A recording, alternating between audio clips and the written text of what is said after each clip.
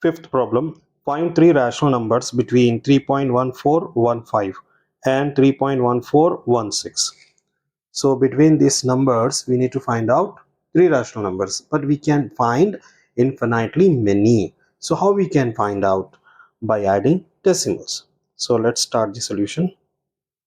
So given numbers are 3.1415 and 3.1416. We can insert more decimal places. So like 3.1415,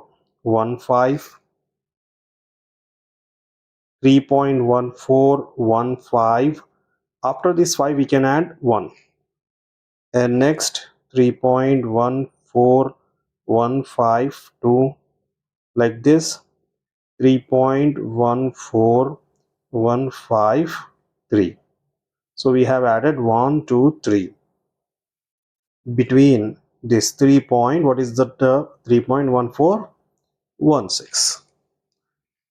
So these are the three required rational numbers.